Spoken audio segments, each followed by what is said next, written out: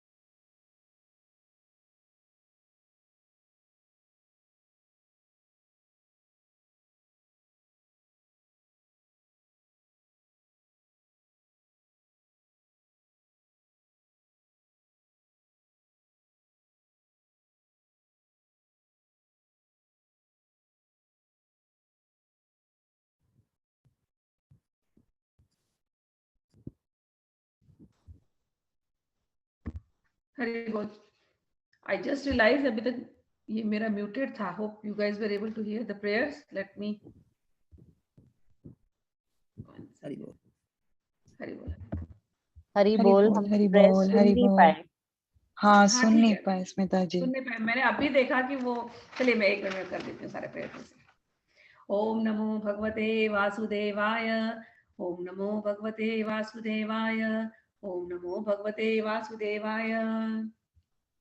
जन्मादियस्य यतो अन्वयात् इतरतश्चार्थेष्वभिघ्नस्वराट् तेने ब्रह्महृदाय आदिकवये मुह्यन्ति यत्सूर्यः तेजो वारिमृदां यथा विनिमयो यत्र त्रिसर्गो मृषा धाम्ना स्वेन सदा निरस्तु कुहकं सत्यं परं धीमहि।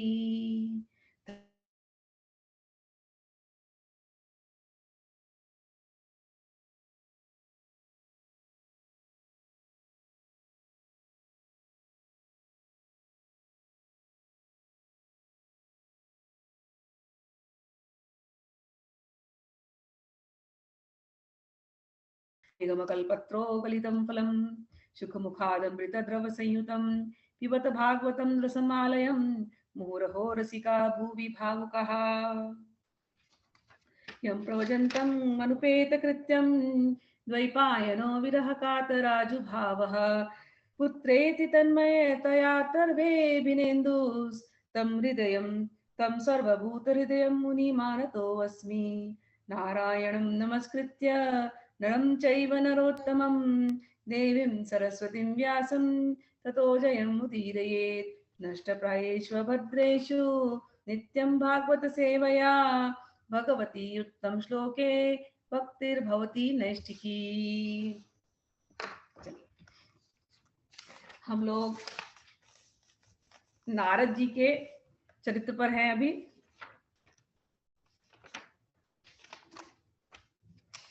चैप्टर 5 अथा पंचम अध्याय। आई थिंक मैंने पिछली बार भेज दिया था सारे ये स्क्रीनशॉट्स। आज हम लोग वहीं से शुरू करेंगे। आप लोगों को स्मरण होगा, रिपीट करती हूँ, सूत जी, शौनक जी, इनका क्या हो रहा है? कॉन्फ्रेंस हो रहा है। कहाँ पर हो रहा है? नैमिषारण्य में। कितने लोग हैं? 28,000 संत, परमहंस, साधु, मुनि, ऋषि सब इकट्ठे हुए हैं और चर्चा हो रही है भागवत के ऊपर। कितने कितने वर्षों की होने वाली है? 1000 वर्षों की होने वाली है। शौनक जी ऋग्वेदी हैं, तो उतने महान वो। और सूत जी के बारे में तो हमने चर्चा की ही थी खूब, रोमहर्षिणी। तो उनसे प्रश्न किया था शौनक जी रिप्रेजेंट करते हैं सभी संतों को। शौनक जी ने प्रश्न किया था कि परीक्षित जी और सुखदेव जी मिले थे तो कैसे मिले थे, क्या प्रयोजन था, ये भागवत का निरूपण हुआ उसका क्या प्रयोजन था। सुखदेव जी जो कहीं रुकने वाले नहीं, विरक्त, जो किसी भी गृहस्थ घर में उतना ही रुकेंगे जितने समय में एक गाय दूध देती हो, बस उतना ही वो दूध लेना जो उनके लिए जरूरत था, उसके बाद वो निकल जाते थे वहां से। तो एक सुखदेव जी वैसे, और जो कहीं रुकने वाले नहीं है। और एक परीक्षित जी इतने महान चक्रवर्ती सम्राट, वो अपना सब कुछ त्याग करके अनशन करके गंगा जी के पास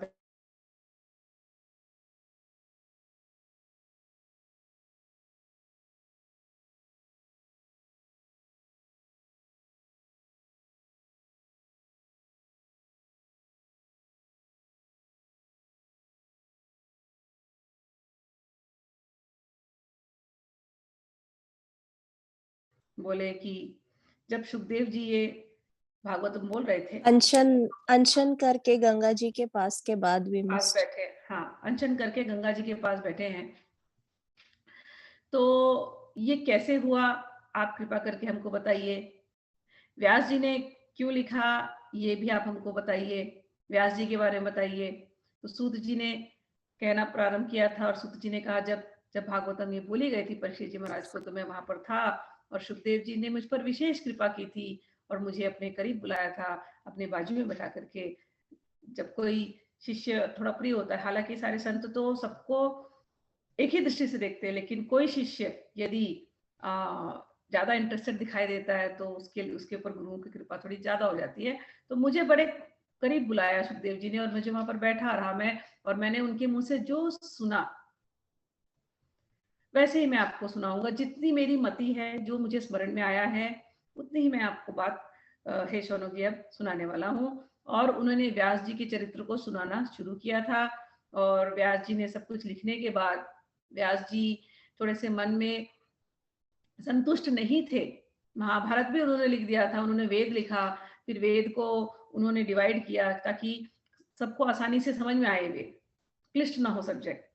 और उतना करने के बावजूद उन्हें लगा कि नहीं, इसमें भी स्त्री हैं, शूद्र हैं, द्विज बंधु हैं। द्विज बंधु उनको कहते हैं जो पतित हो जाते हैं अपने द्विज द्विज जो होते हैं, जिनको जनेऊ होती है, उपनयन होता है, उनको द्विज कहा जाता है।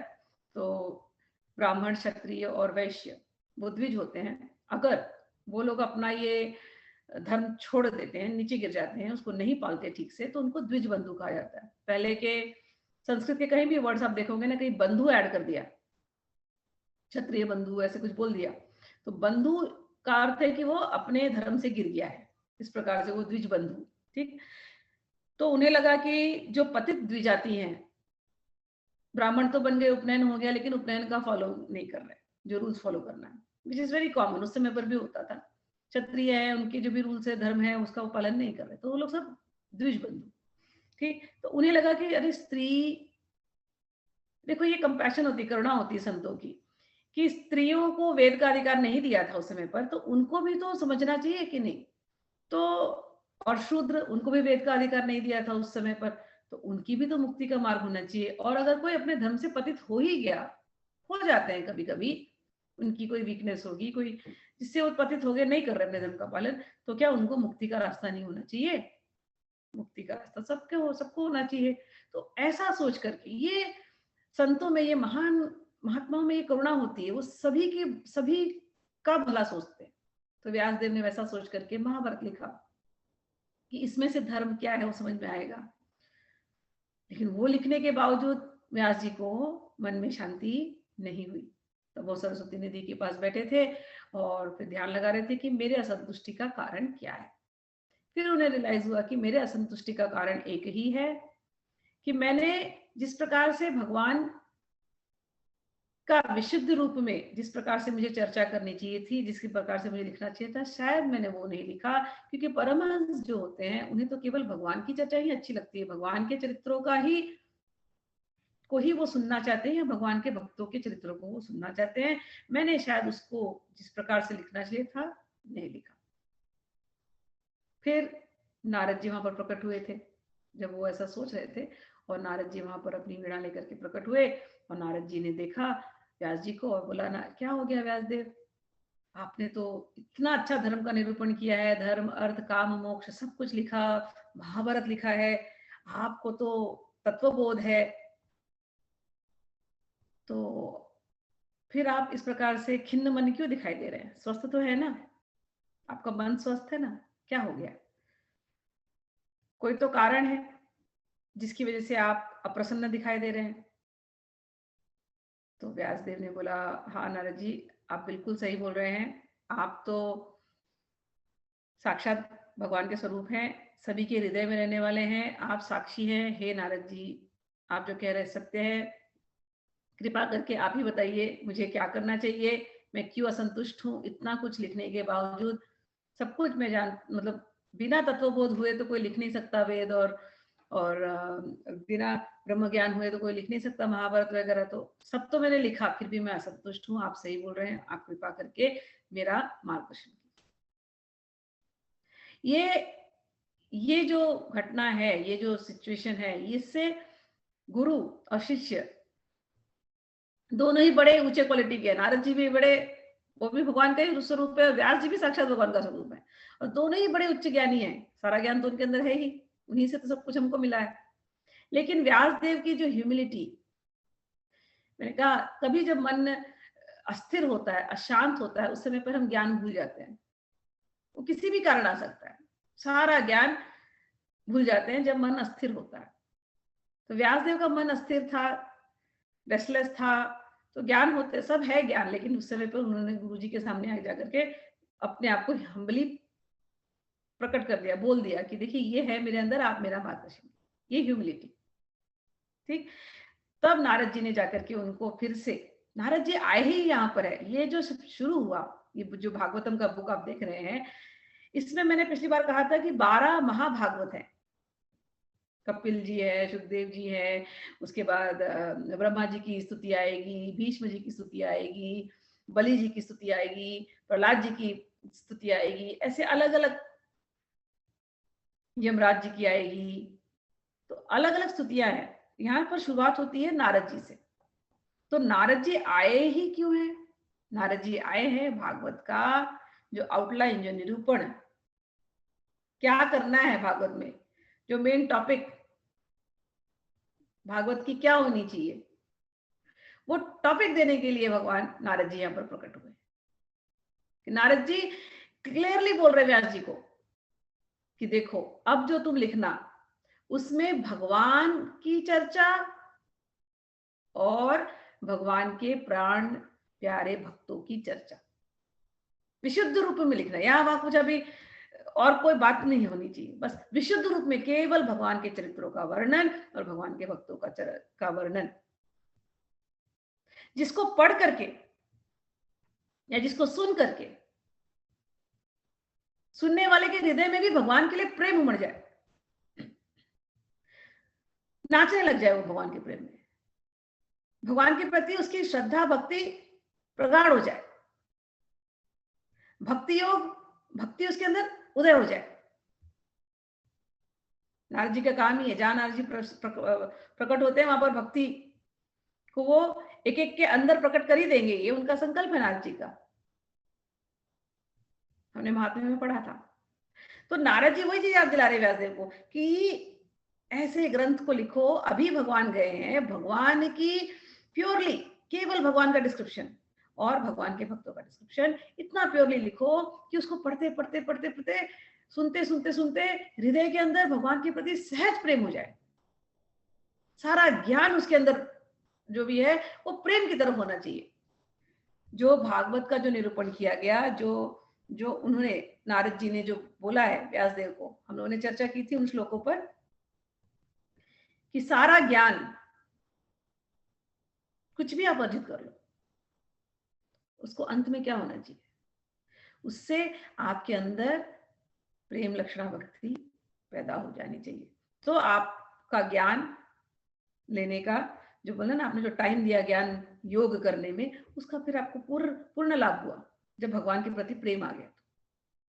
और ऐसे ही कर्म, निष्काम कर्म करें लेकिन भगवान को समर्पित करके करें, तो ही वो कर्म, जब कर्म आपको भक्ति योग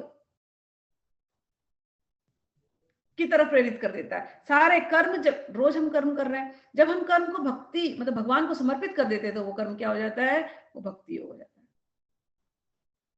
तो ज्ञान और कर्म दोनों से भगवान के प्रति भक्ति हो जाए, भगवान के प्रति प्रेम हो जाए,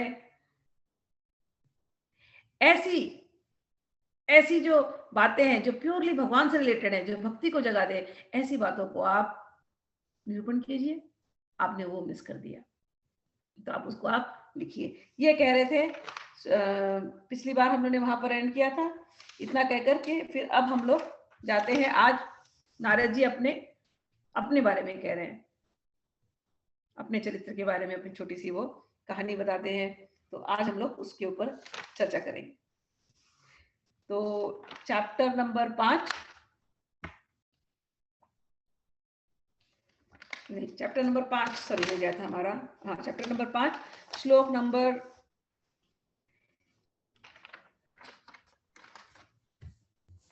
16 से हम लोग शुरू करेंगे। फिर भी मैं एक रिवीजन और कर देती हूँ। नारद उवाच, श्री नारद उवाच, श्लोक नंबर 8, नारद जी ने कहा व्यास देव से, 8, 9, 10 का मैं खाली रिवीजन कर रही हूँ कि हे व्यास जी, आप वासुदेव की महिमा उसकी आप वर्णन कीजिए। क्योंकि जहां पर जिन ग्रंथों में भगवान की वर्णन नहीं होता, भगवान का यश गाया नहीं जाता, उनको परमहंस लोग देखते भी नहीं है। क्योंकि जहां पर भगवान का गायन नहीं हो रहा है, भगवान का कीर्तन नहीं हो रहा है, भगवान की बातें नहीं हो रही है, उसको तो, उस स्थान को, उस चीज को, उस वस्तु को कैसे सोचते हैं, जैसे कौओं के लिए कहीं जूठन फेंका हो, कौवे का कैसे जाके जूठन खाते हैं, हंस परमहंस वहां जाके जूठन नहीं खाते। तो इस प्रकार से जहां भगवान की चर्चा नहीं हो रही, उन पुस्तकों को हाथ भी नहीं लगाते। अगर चाहते हो कि परमहंस आपकी पुस्तक को देखें, ये परमहंस संगीता है, तो उसमें तो भगवान के ही यश का गुणगान होना चाहिए। आगे उन्होंने कहा था कि ऐसी वाणी का वो श्रवण नहीं करते जिसमें भगवान की बात नहीं है, और लेकिन अगर भगवान की बात किसी वाणी में आ गई, भले ही उसमें कोई अलंकार नहीं है, भले उसमें कोई भाव नहीं है, लेकिन भगवान की बातें अगर हो रही हैं, तो परमहंस लोग उन वाणियों को बार बार सुनते हैं, बार बार गाते हैं, उसी का कीर्तन करते हैं, उसी का स्मरण करते हैं। तो आप ऐसी लिखिए, ऐसी वाली वाणी आप लिख दीजिए, जिसमें, क्यों लिखिए ऐसा वाणी, कहते हैं कि जिसमें भगवान की बाकी बातों का चर्चा होती है, ऐसी वाणी से अखिल जीव मुक्त हो जाते हैं। सरल मार्ग कर दिया ना मुक्ति का, भगवान की वाणी का यशोगान करना, भक्ति करना, ये सबसे सरल मार्ग। तो आप जीवों के लिए, अखिल बंध मुक्ति, ये सभी जीवों की मुक्ति के लिए आप ऐसी वाणी लिखिए। आगे कहते हैं, ततो अन्यथा किंचन यद विवक्षतः, कि संसार में बात करने की बड़ी इच्छा होती है, ये मुंह चलता ही रहता है, ये सबके अंदर है इच्छा, तो बात ही करना है तो भगवान की बात कीजिए। क्योंकि अगर भगवान की बात नहीं करते हैं,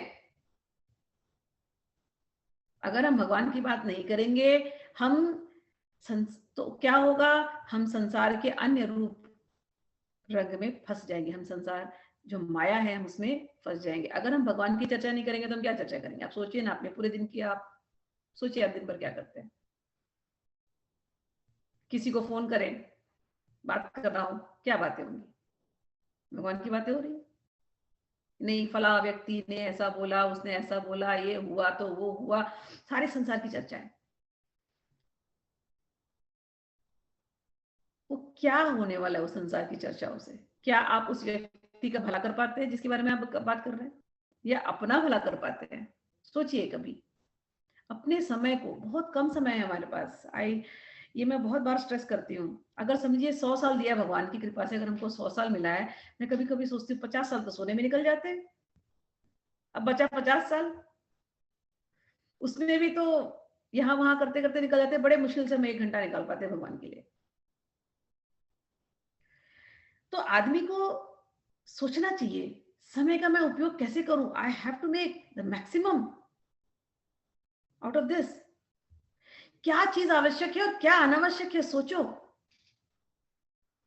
कई बार हमें लगता है संसार के रिलेशंस मैनेज करना, मेंटेन करना, ये बहुत इंपॉर्टेंट है, लेकिन कितना समय आपका उसमें व्यर्थ होता है और अंत में आपको मिलता क्या है, आप सोचिए। हाँ, वही संसार के रिलेशन जब आप भगवान के थ्रू बनाते हैं, आपके मित्र सारे भगवान की बातें करते रहे, आप उनके साथ बात करके उठिए, आपका दिल भर जाएगा, बड़ा अच्छा लगेगा आपको भी और उनको भी। बट वही संसार के रिलेशन जब संसारी बातों के लिए होते हैं, तब थोड़ी देर तो अच्छा लगेगा, लेकिन अंत में अच्छा नहीं लगता। तो ये जो कह रहे हैं बात, यही समझा रहे हैं कि भगवान की चर्चा के अलावा कोई और चर्चा वो आपको फंसा देती है, माया के चक्कर में फंसाती है। माया के चक्कर में फंसाने से क्या होता है? वही काम, क्रोध, लोभ, मद, मत्सर, वही विकार आपके अंदर पैदा हो जाते हैं।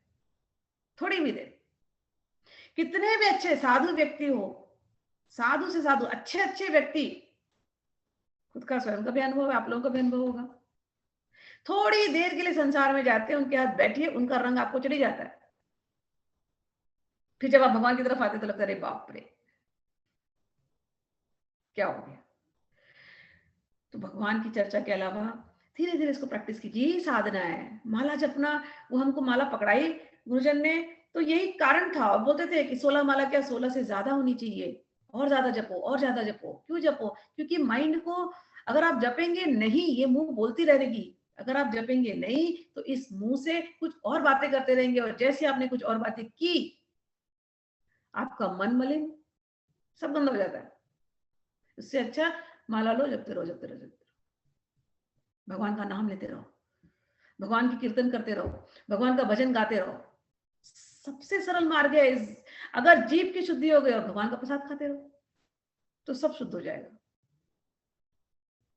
ठीक, तो यहाँ पर वही चीज बता रहे कि इसके अतिरिक्त और कोई बात किया तो माया में फंस जाएगा। माया में फंस जाएगा तो ऐसी हालत हो जाएगी जैसे एक समुद्र में, बड़े से समुद्र में एक नौका अटक गई हो तो उसकी क्या हालत होगी, कहाँ जाए वो नौका। तो भगवान की बातें करते रहिए, ये उन्होंने कहा। फिर उन्होंने व्यास जी को याद दिलाया कि आपने धर्म की बहुत बात की, लेकिन कहीं ना कहीं उन धर्म को लोगों ने गलत समझ लिया, और असली धर्म, वास्तविक धर्म, वास्तविक धर्म वो बाहर नहीं आया। वास्तविक धर्म क्या है? वास्तविक धर्म वही है जिससे भगवान की प्राप्ति हो जाए, जिससे भगवान आपके चित्त में बैठ जाए, जिससे भगवान हृदय में उतर जाए, आपका संबंध भगवान से बन जाए। बना हुआ है, आप भूले हुए हैं, वो स्मरण आ जाए, भगवान एक क्षण के लिए भी चित्त से न जाए। भगवान का नाम ले तो रोंगटे खड़े हो जाए, भगवान का कीर्तन करे तो हाथ उठा के नाचने लग जाए, मस्ती आ जाए भगवान के नाम पर। ये वास्तविक धर्म है। अगर सारे कर्म आपको अगर भगवान से प्रेम करवा देते हैं तो आप सच में धर्म निभा रहे हैं। सवै पुंसाम परो धर्म, याद कर लीजिए इस श्लोक को, मेडिटेशन है ये। सवै पुंसाम परो धर्मो यदो भक्ति रतो क्षजे, आहितु की भक्ति। प्रार्थना कीजिए भगवान से जीवन पर्यंत। अभी तक तो लोगों ने आपको केवल ये सिखाया भक्ति करो और भक्ति के अंत में कुछ मांग लो। कितने अनुष्ठान आपने किए होंगे जीवन में, और अंत में आप मांगने लग जाते हैं भगवान से छोटे छोटे गिफ्ट। अब आप ग्रो अप हो जाइए, गिफ्ट के पीछे मत भागिए, भगवान के पीछे। भगवान आपके अलावा और कुछ चाहिए ही नहीं, आप मिल गए तो सब है, बस एक आप ही। ऐसी वाली भक्ति कीजिए, अहेतु की भक्ति, कॉजलेस, डिजायरलेस। कोई हेतु नहीं होनी चाहिए भक्ति में, प्यार प्यार होना चाहिए। जैसे माता बच्चे को प्यार करती है ना, हमारा जब न्यू बॉर्न होता है हम कितना प्यार करते हैं, बच्चा को क्या देता है रिटर्न में? बस उसकी एक मुस्कान देखने के लिए हम कुछ भी करते हैं, नींद हराम कर देते हैं अपनी, है मेरा बच्चा खुश रहे, ऐसा प्रेम। तब आपकी भक्ति, तब वो जो धर्म है ना वो भक्ति है। वो भक्ति और धर्म फिर एक हो जाते हैं, वो धर्म है। हेतु की अप्रतिहता, ऐसे नहीं कि आज प्रेम किया और कल भूल गए, नहीं। अप्रतिहता, रुके ही नहीं, नॉन स्टॉप, पूरे दिन भक्ति में डूबे रहे, भगवान के ख्याल में डूबे रहे, भगवान के नामों में डूबे रहे, ऐसी वाली भक्ति। तो यहां पर उन्होंने वही कहा है कि ऐसा जो धर्म है, विशुद्ध जो धर्म है, आप उसका निरूपण कीजिए। महाभारत में क्या प्रॉब्लम हो जाती है? महाभारत में हर कैरेक्टर का धर्म और अधर्म साथ चल रहा है। आप किसी भी कैरेक्टर को उठा के देखेंगे तो आपको लगेगा हाँ वो तो धर्म की रास्ते चल ही रहा है लेकिन उससे अधर्म हो रहा है, और किसी को आप देखेंगे वो अधर्म के रास्ते चल रहा है लेकिन उससे धर्म हो रहा है। शकुनी को देखेंगे तो बोलेंगे हाँ अरे यार उसने तो क्या अपनी बहन को इतना प्रेम करता था, सब छोड़ के बहन के लिए आ गया वो। गांधारी के धर्म को देखेंगे, अरे वाह इतनी पतिव्रता, पति को दिखाई नहीं देता तो मैं भी नहीं देखूंगी, लेकिन उनसे अधर्म हो रहे हैं। द्रौपदी के चरित्र को देखेंगे 5 पति, कुंती के चरित्र को देखेंगे शादी के पहले कर्ण का जन्म, और फिर बाद में अलग अलग। जगह जगह में आपको दिखेगा। युधिष्ठिर के ऊपर आपकी उंगली उठेगी, ऐसे कैसे कर दिया उन्होंने, अपनी पत्नी को दांव पे लगा दिया। भीष्म के ऊपर उंगली उठी है, ऐसा कैसा धर्म निभा रहे हैं कि एक अपने घर की बहू की ऐसी स्थिति हो रही है और चुप बैठे हुए हैं। हर कैरेक्टर को आप एनालाइज करेंगे अगर महाभारत में, तो एंड में क्या होता है, हर व्यक्ति लगेगा कि धर्म कर रहा है लेकिन उससे अधर्म हो रहे हैं, और वैसे ही कोई जो जो अधार्मिक है उनसे धर्म हो रहा है। और ये जीवन में सभी के साथ ऐसा होता है, सभी के साथ। वो उनकी कैरेक्टर नहीं है, ये हमारे अंदर भी है। हम भी कई बार ऐसे धार्मिक लगता है, हम धर्म के रास्ते चल रहे हैं लेकिन हमसे अधर्म होते जाते हैं, और कई बार हम अधर्म के रास्ते हो रहे हैं ऐसे दिखाई देता है, लेकिन वो धर्म हमसे हो रहा है। तो ये पूरे उसमें क्या है, क्यों भगवान इनके साथ थे, पांडवों के साथ, क्यों भगवान उनके साथ नहीं थे, क्यों उनको, जब गीता पढ़ते हैं तो धर्म क्षेत्र कुरुक्षेत्र, उनको कुरुक्षेत्र बोल दिया, इनको धर्म क्षेत्र बोल दिया, क्यों, क्या क्वालिटी थी उनके अंदर। तो वो क्वालिटीज को समझना, इन सब के अंदर, पांडवों के अंदर भगवान के प्रति जो भक्ति थी, वो भक्ति ही उन्हें धार्मिक बनाता है, वही उनको धर्म का पालन वो कर रहे थे। जब हम आगे चल के कुंती की प्रार्थना आएगी तब उस पर चर्चा करेंगे, आगे थोड़ा सा उत्तरा की भी चर्चा होगी, अर्जुन की चर्चा होगी, द्रौपदी की चर्चा होगी, आप देखेंगे भगवान एक्शंस बाहर के नहीं देखते, आप अंदर से कितने समर्पित हैं भगवान को, भगवान वो देखते हैं। हृदय आपके हाथ, हृदय आपका भगवान से कितना जुड़ा है, भगवान वो देखते हैं। निश्चल हृदय, प्रेमी हृदय, भक्त का हृदय, वहां पर भगवान रहते हैं, और जहां भगवान रहते हैं वहीं धर्म होता है। ठीक, तो ये यहाँ पर भगवान नारद जी ने कहा कि आप ऐसे धर्म का निरूपण कीजिए। और नारद जी ने एक बात और कही, जहां हमने एंड किया था, त्यक्त्वा स्वधर्मं चरणाम्बुजं हरे भजन्न पक्वोऽथ पते तत्तो यदि यत्र क्व वा भद्रं भूतमुष्य किम् को वार्थ आप्तो भजताम स्वधर्मतः। यदि कोई धर्म के रास्ते चलता है और अगर उसमें थोड़ा पतित भी हो गया तो भी उसका क्या नुकसान होगा, कोई नुकसान नहीं होगा। और ये गीता में भी बार बार चर्चा की है भगवान ने, थोड़ा भी इस रास्ते पे आप चल दीजिए, आप इसको लेकर के आगे बढ़ेंगे, छूटेगा नहीं आपका ये। एक महाराज जी की जब मैं कथा सुन रही थी तो उसमें किसी व्यक्ति के बारे में उन्होंने बताया कि वो पंडित थे और उनको भागवत बोलते नहीं थे, लेकिन भागवत पढ़ने का उनको इच्छा हुई तो उन्होंने बहुत सारे टीकाएं लेके आए और वो टीकाओं को एनालिटिकली पढ़ते थे, अलग अलग लोगों की टीका लेकर के, भागवत के श्लोक लेकर के पढ़ते थे और लिखते थे। उस समय पर उनका जो रेगुलर ब्राह्मण थे, अब ब्राह्मण के कुछ धर्म होते हैं, सुबह उठना है, संध्या वंदन करना है, भगवान को याद करना है, जो भी ब्राह्मणोचित धर्म है वो करना है, लेकिन वो धर्म छूट गए उनके उस समय पे, क्योंकि रात दिन वो टीका में डूबे रहते थे। जब शरीर छूटा उनका, तो शरीर छूटने के बाद वो वृंदावन में एक वृक्ष बन गए। तो कोई एक महात्मा वहां जा रहे थे उस जगह से, तो महात्मा को पता नहीं, महात्मा को लघु शंका लगी थी, तो वो वृक्ष के पास जा रहे थे। तब तक जब वो गए वहां पर, रात का समय था, उस वृक्ष से ये जो पंडित थे उन्होंने मना किया, बोले नहीं महात्मा जी, आप यहाँ पर लघु शंका नहीं कर सकते, क्योंकि यहाँ तो ये राज की स्थली है, यहाँ पर भगवान प्रकट होते हैं, आप दूर जाइए यहाँ से। तो महात्मा ने पूछा, वृक्ष को देखा, क्योंकि हम लोग बोलते हैं ना वृंदावन के सारे वृक्ष जो है, हमको पता नहीं वो बहुत ऊंचे ऊंचे क्वालिटी के सोल्स है वहां पर, इसलिए वहां के वृक्षों को बहुत आदर सम्मान से देखना चाहिए, ऑर्डिनरी नहीं है। ये कितनी बार इस पे चर्चा की है हम लोगों ने। तो उन्होंने पूछा महात्मा ने कि आप वृक्ष कैसे बन गए? तो इन्होंने कहा कि मैं भागवत को लिखा करता था, इस प्रकार से मैं अपने धर्म से हट गया था, मैं ब्राह्मण धर्म को जो कह रहे थे वो नहीं निभा रहा था, लेकिन मैं रात दिन भागवत में डूबा रहता था। उसकी कृपा से ऐसा हुआ है कि मैं यहाँ पर वृक्ष बना हूँ, और उसी की कृपा से मुझे ऐसा हो रहा है कि मैं कई बार मैं भगवान की रासलीलाओं को देख पाता हूँ।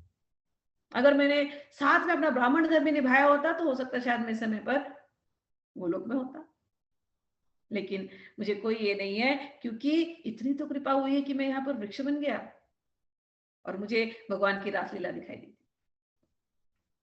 ये भक्तों की स्थिति हो जाती है भागवत पढ़ते पढ़ते। तो ये कह रहे हैं कि कोई यदि अपने धर्म से अगर पतित भी हो जाता है तो भी क्या, अगर वो भागवत धर्म निभा रहा है, भगवान के बारे में चिंतन कर रहा है, तो उसका कोई नुकसान होने वाला नहीं है। तो क्यों ना इसको किया जाए। आगे कहते हैं कालेन सर्वत्र गभीर तस्यैव हेतो प्रयतेत कोविदो न लभ्यते यद् भवताद् उपयध तल्लभ्यते दुःखवदन्यतः सुखम कालेन सर्वत्र गभीर रहमसा।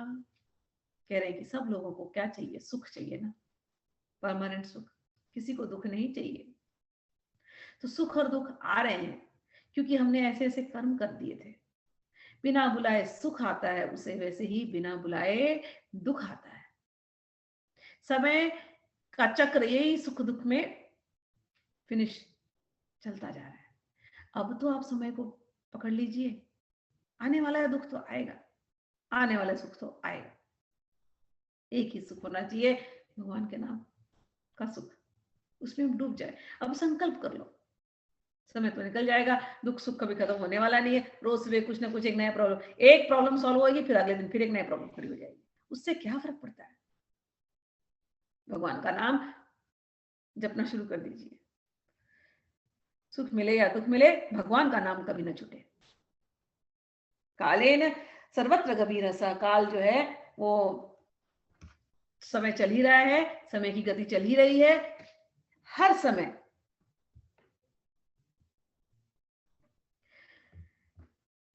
देखो सब सुख चाहते हैं। हमारी प्रॉब्लम क्या है? हम चाहते हैं, डिजायर करते हैं। पक्षी को देखो, वो चाह नहीं रहा है। मैं अभी नेचर में जाके आई, मैं एनिमल्स को देख के आई, तो कह रही हूँ जानवरों को देखो, वो कोई कुछ नहीं चाह रहा है, जाते हैं खाते हैं मस्त, जैसे जानवर का जैसे जीवन है वो जी रहे अपना। कुछ चाह नहीं रख रहे कि सुख मिले या दुख मिले, उनकी चाह नहीं है।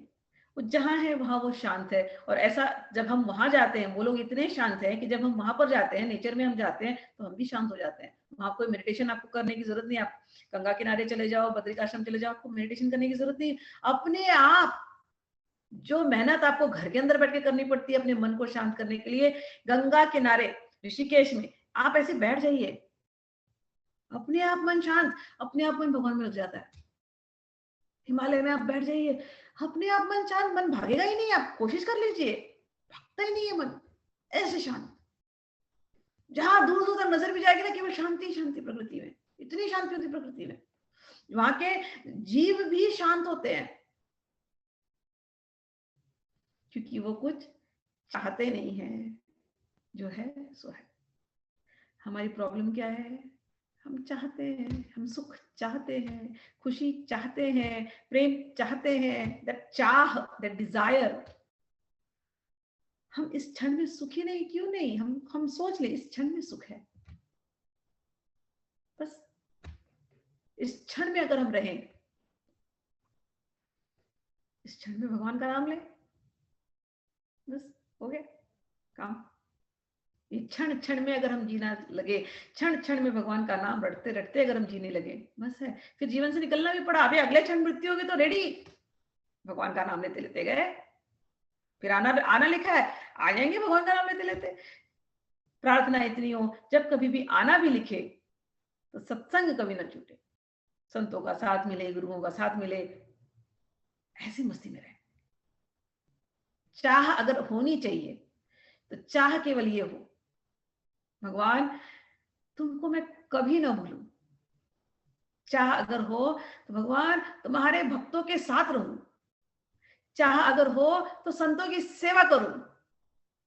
हे भगवान तुम्हारे संत, तुम्हारे प्राण प्यारे संतों की कृपा हम पर बनी रहे, क्योंकि यदि उनकी दृष्टि, कृपा दृष्टि हम पर रहेगी तो हम आपको कभी भूलेंगे नहीं। भगवान चाहो तो ये चाहो, ऐसे हृदय को पवित्र करो।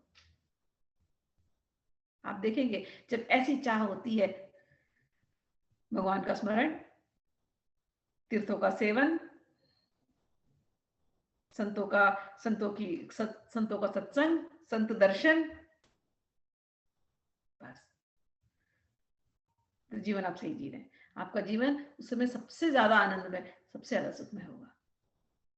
चलिए आगे करते हैं।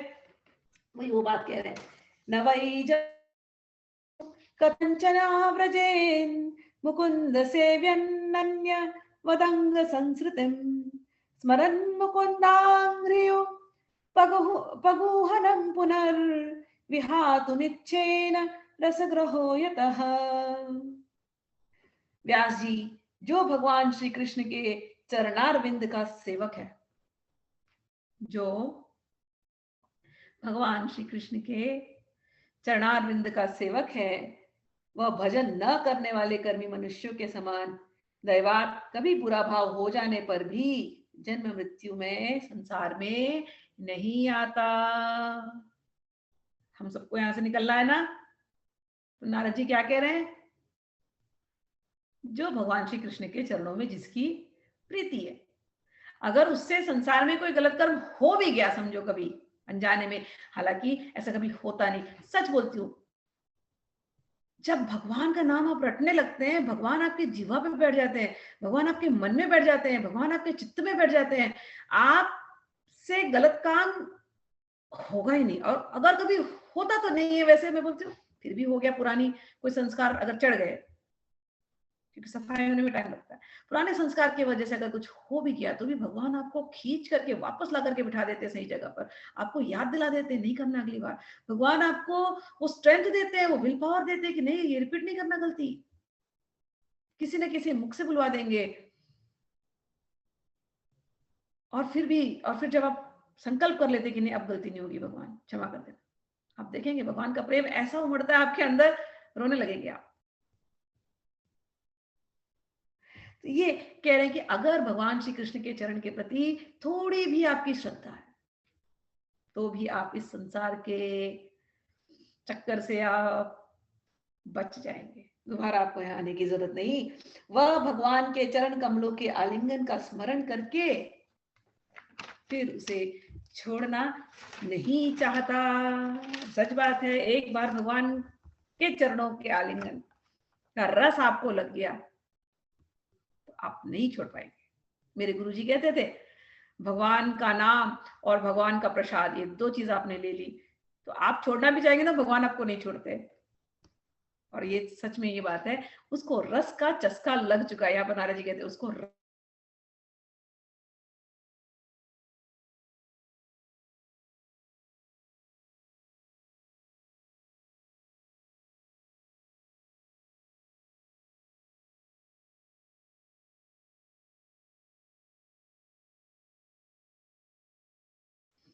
हम लोग कौन है याद करना। नारद जी कहते हैं उसके बाद वी मस्ट।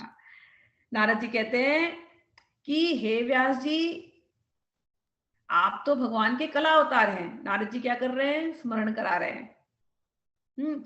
आपकी दृष्टि अमोघ है और आप अजन्मा है, फिर भी आप प्रकट हुए हैं संसार का कल्याण करने के लिए। इसलिए आप भगवान की लीलाओं का विशेष रूप से वर्णन कीजिए। ये तो नारद जी ने व्यास जी को कहा, क्या कहा, कला अवतार हैं। आप लोग कौन है, हम लोग कौन है, याद कीजिए। भगवान ने बोला है हम लोगों को, ममय वांशो जीवलोके जीवभूत सनातना। आप लोग भगवान के अंश अंश अंश अंश अंश अवतार है। हमारे अंदर भी भगवान का वही अंश है, हमें केवल स्मरण करने की जरूरत है। जिस दिन हम स्मरण कर लेते हैं हम भगवान के हैं, भगवान हमारे हैं, भगवान के थे, भगवान हमारे हमेशा से थे, हमेशा रहेंगे, हमेशा हम भी भगवान के रहेंगे। ये संबंध कभी टूटने वाला ही नहीं है। जब ये संबंध का स्मरण हो जाता है फिर क्या, फिर मुक्ति तुरंत, जीते जी मुक्त, जीते जी हर पल। ठीक, तो यहाँ पर भी वही गुरुजी नारद जी याद दिला रहे हैं व्यास जी को कि आप कला अवतार है, आप अजन्मा है। जब मैं गीता पढ़ती हूँ मुझे ऐसा लगता है भगवान मुझे बोल रहे हैं तू भी तो अजन्मा है। सही बात है ना, हमने चैप्टर 2 पढ़ा, उसमें क्या था, सोल है ना, हम लोग सोल है। सोल का कोई जन्म होता है, सोल कभी मरती है नहीं मरती है। हम आत्मा है, भगवान परमात्मा है, हमारे बेस्ट सखा है और हम हमारे अंदर भगवान का अंश है, तो हम भी तो वैसे ही है। तो अंतर क्या है, अंतर ये है कि हम भूल चुके हैं। गुरुजन आकर के क्या करते हैं, स्मरण करवाते हैं। ये जब हम पढ़ रहे हैं, हमको भी अपने उस फॉर्म का स्मरण आ जाए। जैसे व्यास जी जन्म में है, ऐसे हम भी हैं। अगर व्यास जी को इतना ज्ञान मिल रहा है ना, भगवान ने दिया ना ज्ञान, तो क्या हमें ज्ञान नहीं मिल सकता? अगर हम भगवान के अंश है तो मिल सकता है। किससे मिल सकता है? भगवान की कृपा हो जाए, भागवत की कृपा हो जाए। अगर किसी भागवत की, अगर किसी संत की कृपा हो जाती है, हमें भी वही ज्ञान मिल जाता है। ज्ञान वही है। जब तक कवरिंग रहता है तभी तक हम नहीं ले पाते। कवरिंग हट जाता है, समझ में आने लगता है। तो क्या करना चाहिए कवरिंग हटाने के लिए, माया का आवरण हटाने के लिए? भैया अपने आप को भागवतम में डुबो देना चाहिए, इस रसमालय में डुबो देना चाहिए। नारद जी के चरणों को कस के पकड़ लेना चाहिए, व्यास जी के चरणों को पकड़ लेना चाहिए, सुखदेव जी को पकड़ लेना चाहिए, सूत जी, सौनक जी, सबको पकड़ लेना चाहिए, छोड़ना नहीं चाहिए। संतों की बातें सुनते रहना चाहिए, सुनते रहना चाहिए। तो हम भी उस निद्रा से जाग जाएंगे और हमें याद आ जाएगा कि हम कौन है। ममे वांशो जीव लोके जीव भूत सनातन, हम भी वही सनातन जीव हैं, हम भी अजन्मे हैं। हमारे अंदर भी भगवान का वही अंश है। हमें भी सब ज्ञान का हक है जो भगवान ने दिया है। ठीक, चलिए आगे पढ़ते हैं। विद्वानों ने इस बात का निरूपण किया है कि मनुष्य की तपस्या, वेद अध्ययन, यज्ञ अनुष्ठान, स्वाध्याय, ज्ञान और दान का एकमात्र प्रयोजन यही है कि पुण्यकृति श्री कृष्ण के गुणों और लीलाओं का वर्णन किया जाए। आगे कहते हैं, अपने कल्प के अपने बारे में कहते हैं, अहम पुराती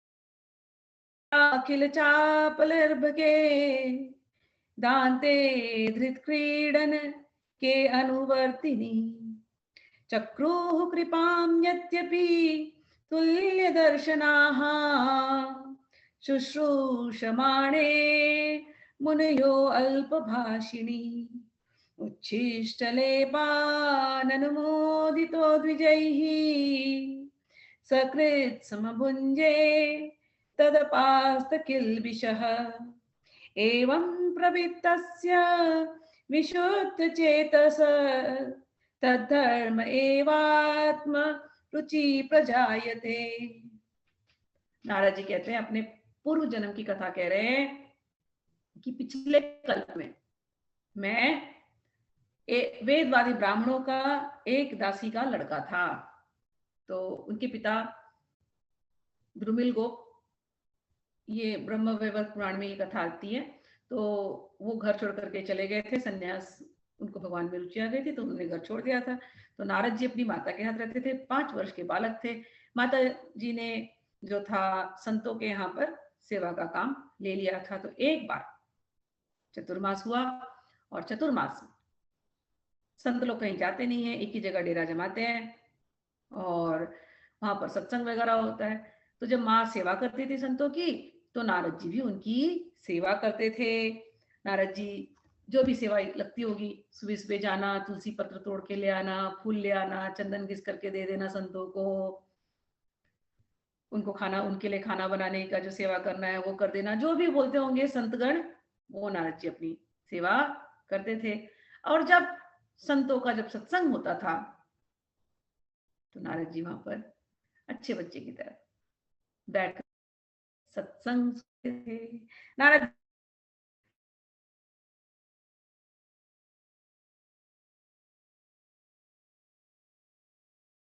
अर्भ के कि मैं, मुझ में चंचलता नारद नहीं। जी अच्छे नारद जी बच्चों की तरह बैठ के सत्संग सुनते थे। सुनते थे। और नारद जी अपने बारे में कह रहे हैं कि मुझ में चंचलता का अभाव था, मैं चंचल नहीं था। दूसरा, दांते, दांत क्या होता है? ये 4 गुण शिष्य में होना चाहिए यदि आप चाहते हैं कि आप पर संत की कृपा बन जाए, आप चाहते हैं भगवान की कृपा बन जाए। तो ये 4 गुण जो नारद जी अभी बता रहे हैं, ये आपके अंदर उतर जाए। तो पहला, चंचलता नहीं होनी चाहिए। हम स्कूल में जाते थे, टीचर कुछ सिखाती थी, तो कुछ बच्चे चंचल हैं, तो चंचल बच्चे होंगे, उनको ज्ञान मिलेगा क्या? तो जब टीचर सिखाती है या सिखाता है, जब गुरुजन सिखा रहे हैं, जब संतगण बोल रहे हैं, तो हमें चंचल नहीं होना चाहिए।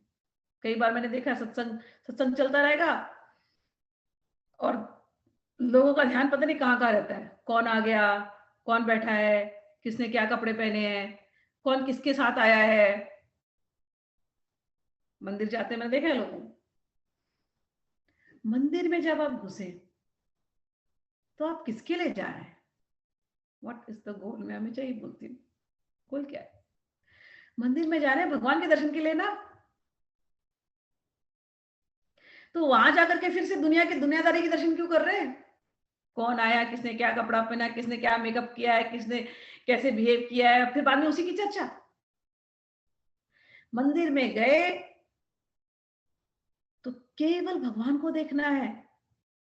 भगवान ने चरण में क्या है, भगवान के चरण में कैसा आलता लगाया गया है, भगवान ने चरण में कैसे पैजनी पहनी है, भगवान ने चरण में, भगवान ने पीताम्बरी कैसे ओढ़ी है, चाहे राधा रानी ने क्या कपड़े पहने हैं, उसको देखना चाहिए ना।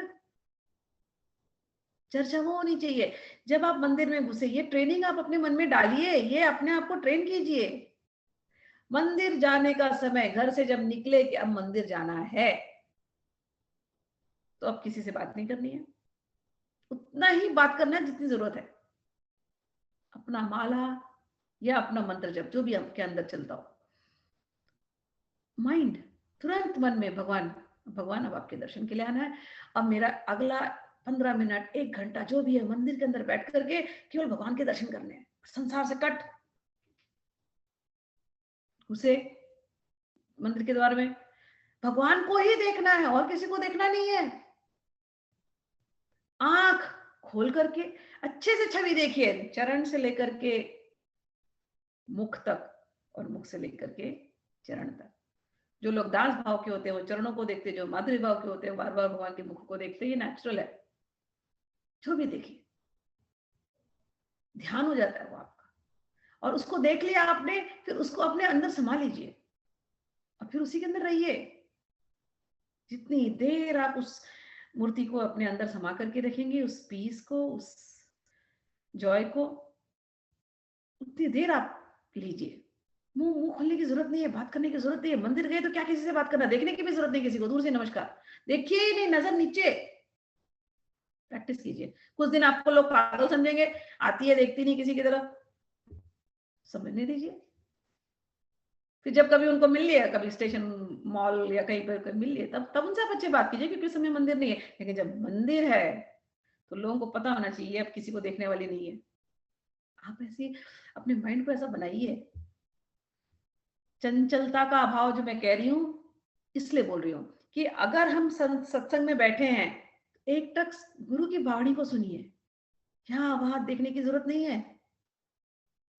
चंचलता का अभाव, तो नारद जी में ये गुण था। दूसरा गुण क्या था? दांते, दांत, दांत यानी जित इंद्रिय, इंद्रियों को जिसने जीत लिया। पात्र कितना भी सुंदर हो, सोने का पात्र हो, सोने का घड़ा हो, उसमें आके गंगा जल भरना है, लेकिन उसमें अगर छेद होगा तो गंगा जल भर के ला पाओगे क्या? सब निकल जाएगा ना। तो ये जो हमारा मन रूपी पात्र है, या हमारा ये जो शरीर रूपी पात्र है, इसमें तो कितने छेद वैसे ही हैं। तो उसको जितेंद्रिय करना पड़ेगा ना। कैसे उन छेदों को बंद करें? छेद को बंद करने का एक ही तरीका है। अगर किसी पात्र में छेद है तो उसको जल के अंदर ही डुबाए रखो। तो भगवान का ये जो प्रेम रस है, ये जो जल है, इसके अंदर डुबाए रखो, भगवान के चर्चाओं में इसको डुबाए रखो।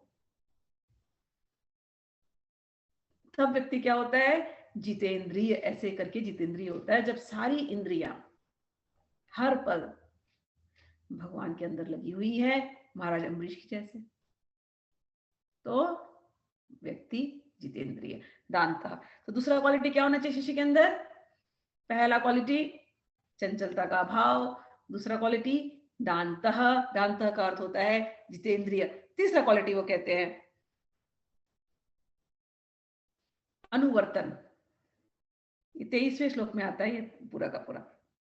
24वें श्लोक में दांते दांते धृत क्रीडन के अनुवर्तिनी, अनुवर्तन। अनुवर्तन क्या होता है? फॉलोइंग द टीचिंग्स, नकल नहीं। जो हमारे पूर्वाचार्यों ने किया, हमारे टीचर्स ने, टीचर के टीचर ने, हमारे गुरु के आचार्य ने, आचार्य के आचार्य ने, जिस रास्ते वो चले, हमको ट्रस्ट आ गया उस रास्ते पर, फेट आ गया, तो अब उस रास्ते को हम फॉलो करेंगे। अब कोई हमको यहाँ वहां भटकाए, अरे नहीं वो रास्ता सही नहीं है, भागवत आप क्यों पढ़ रहे हैं, भागवत में तो कुछ नहीं है, आप इस रास्ते चलिए, आप भटक गए। फिर वहां पर कुछ दिन चले, अरे नहीं नहीं वो रास्ता भी सही नहीं है, कोई तो तीसरा मिल गया, अरे इससे ऊंचा तो ये साधन है, आपको ये करनी चाहिए, फिर आपने उसको छोड़ दिया, फिर तीसरे रास्ते गए, फिर किसी ने फिर आपका मन बहकाया। तो आप कितने रास्तों गए, रास्ते पर चले, लेकिन जो मिलना चाहिए वो नहीं मिलता। अरे जब इतने बड़े बड़े आचार्य बोल रहे हैं, आचार्य भी कौन सी कैटेगरी के, नारद जी बोल रहे हैं। एक चीज समझ लीजिए, इतने दिन नारद जी ने नहीं बोला था आपसे, इतने दिन सुखदेव जी ने नहीं बोला था आपसे, आप दूर थे उनसे, लेकिन जितने भी संत और गुरु आपके जीवन में आज तक उतरे हैं, पास्ट के भी, और आपने उनको सिंसियरली फॉलो किया है, उन्हीं की कृपा है। और भगवान की कृपा विशेष, कि भगवान ने देखा, अरे ये मेरे बच्चे इतना कोशिश कर रहे हैं मुझसे मिलने की, और ये अलग अलग बात को फॉलो कर रहे हैं, लेकिन पूरी तरह से जा नहीं पा रहे हैं, कलयुग का प्रभाव है।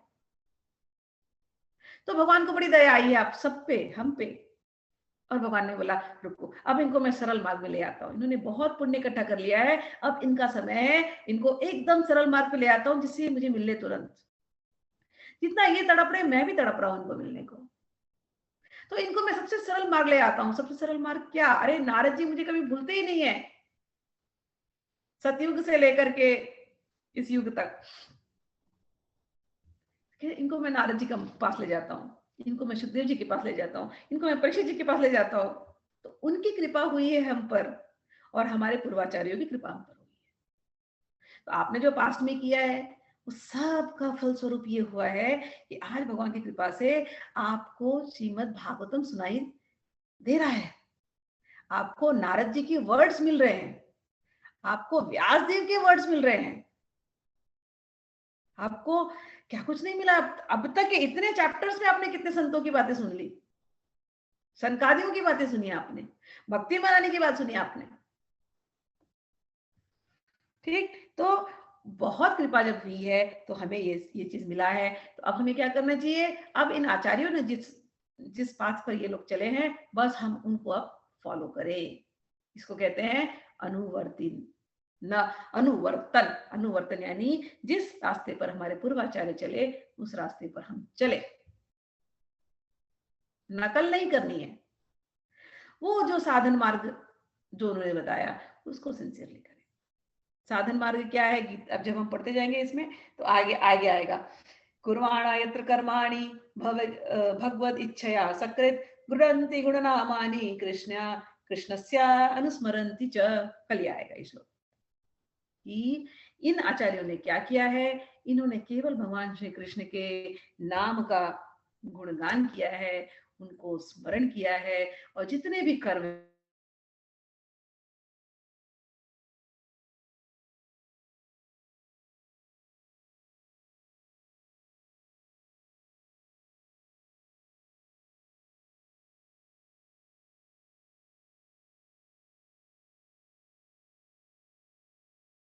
as well as that, और कुछ करना ही नहीं है आपको। कौन कर रहा है ये? फिर से बोलती हूँ, दो ही सूत्र है, सारे कर्मों को भगवान को समर्पित कर देना है, और भगवान का भजन करना है, कीर्तन करना है, स्मरण करना है, हो गया। यही है पूरा सार, जितना जो भी आपने आज तक किया था उसका सबका सार यही है। कौन कर रहा है? नारद जी कर रहे हैं, व्यास जी कर रहे हैं, सुखदेव जी कर रहे हैं, शौनक आदि कर रहे हैं, शौनक जी कर रहे हैं, सूत जी कर रहे हैं, यही काम कर रहे हैं। सत्संग कर रहे हैं, और कोई अलग से कुछ काम नहीं है इसके अंदर, इतना सरल मार्ग है। ठीक, तो अनुवर्तिन यानी टू फॉलो, पूर्व आचार्यों को फॉलो करना। अच्छा, और एक गुण बोला अभी, चौथा गुण, 4 गुणों को आज लेकर के हम लोग एंड करेंगे। चौथा गुण क्या है? अल्प भाषिणा, कम बोलना। गुरुओं के सामने जब हम रहते हैं तो गुरु जो बोलते हैं वो सुनना है, संत जो बोलते हैं वो सुनना है। उस समय पर अपना ज्ञान नहीं दर्शाना है। ये क्वालिटी डेवलप करनी पड़ेगी। कई बार क्या होता है, गुरुजन बोलते हैं, हमको लगता है हमें ज्यादा पता है।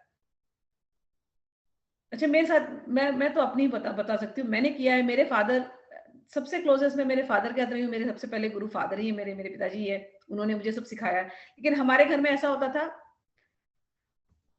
मेरे फादर ने मुझे ट्रेन किया तर्क करने से, कि वो मुझे कुछ बोलेंगे।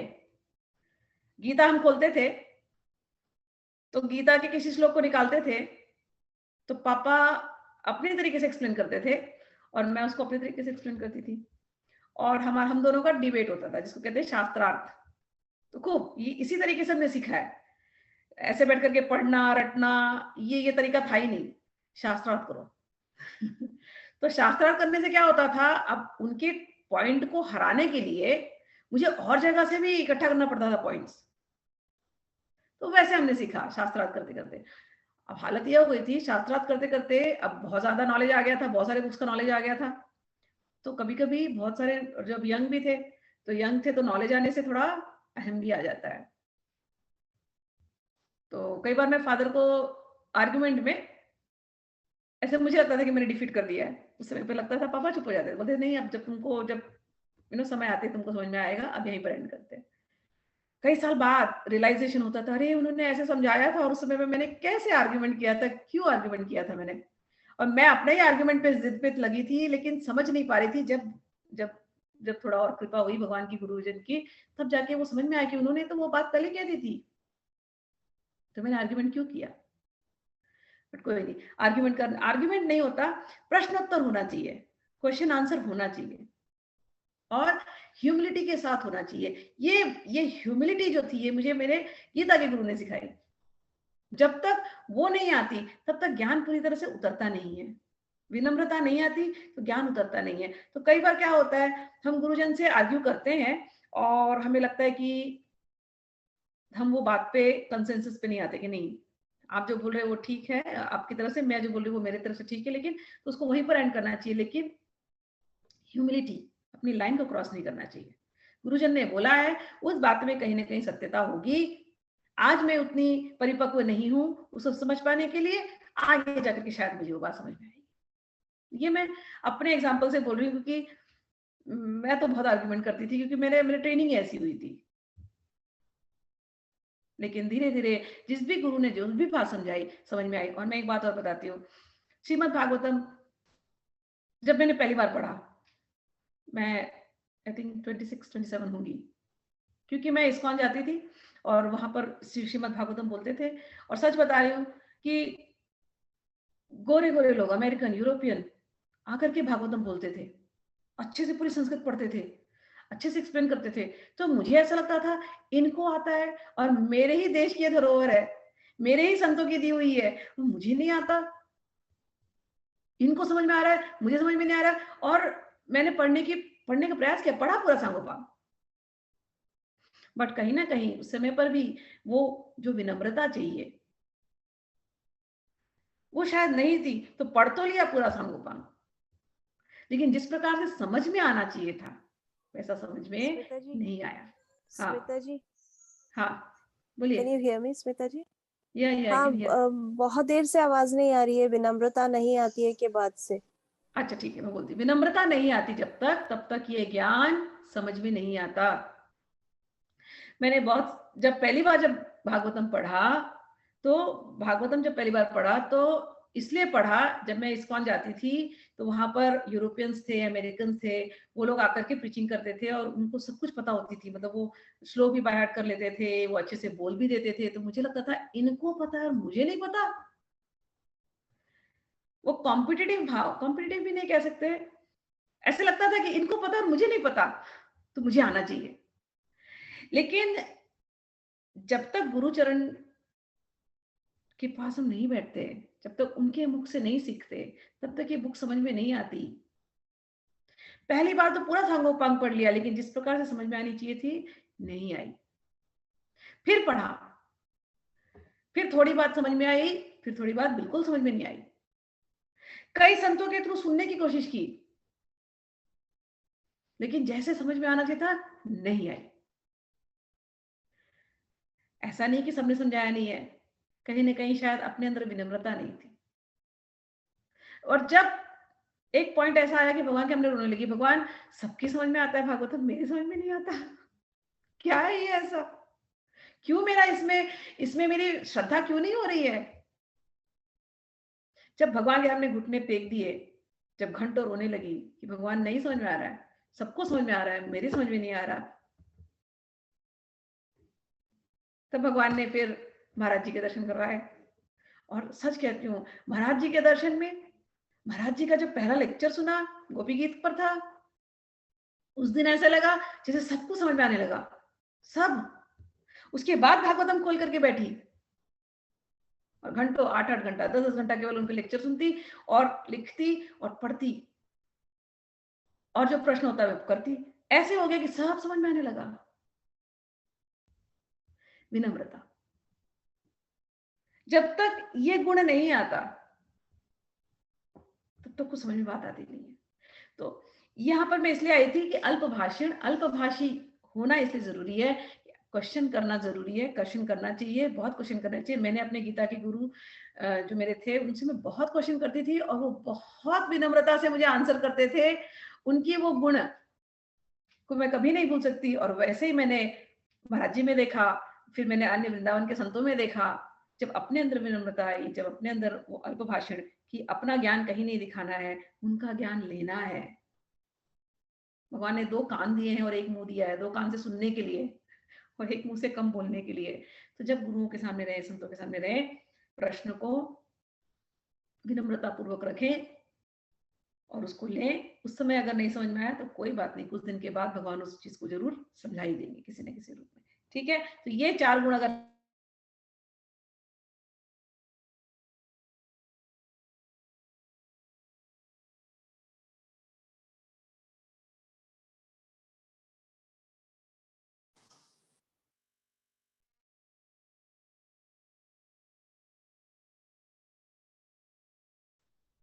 तीसरा गुण ये 4 अनुवर्तन। गुण, ये 4 गुण के बाद से भी मिस्ड।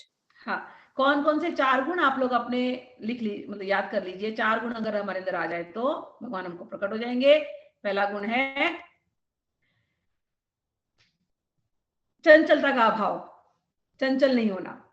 दूसरा गुण दांतः, जितेंद्रिय, जिसका अर्थ होता है।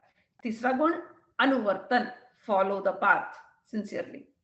चौथा गुण अल्पभाषी, बिल्कुल कम बोलना गुरुओं के सामने। ये 4 गुण अगर हमारे अंदर आ जाएंगे तो हमें भी भागवतम पूरी तरह से समझ में आ जाएगी। आज की क्लास यही एंड करते हैं, कल आगे और नारद जी के ऊपर चर्चा करेंगे। ठीक है, हरि बोल। क्लास थोड़ी लेट हो गई लेकिन क्या करें। हरि बोल। अंजलि जी कुछ पूछ रहे? हाँ, हरि बोल। Are you asking anything Anjali ji? Unmute कीजिए, अनम्यूट अनम्यूट। तो 4 गुण जो आपने बोले ना, वो प्लीज बोले ना। हाँ, पहला चंचलता का अभाव। ओके। दूसरा दांतः, दांतः यानी जित इंद्रिय।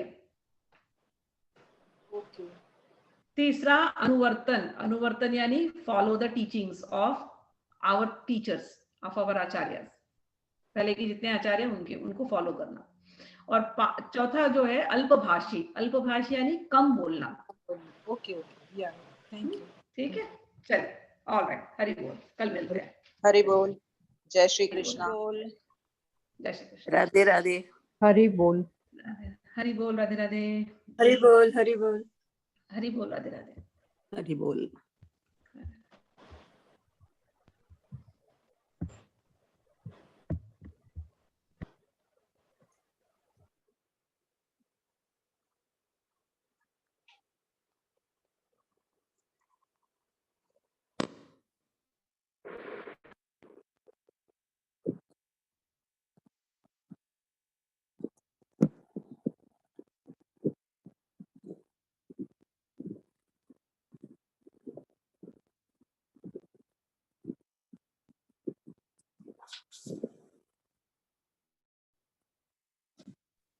Mami and Sonal, please exit the meeting, please. Okay Vaisha, sorry sorry. No, okay, no, no Hari बोल problem. हरी बोल। मुझे वो रिकॉर्डिंग में थोड़ा अच्छा होता है ठीक कि है, हाँ एडिशनल होता श्योर। है। Thank you, thank you. Okay okay.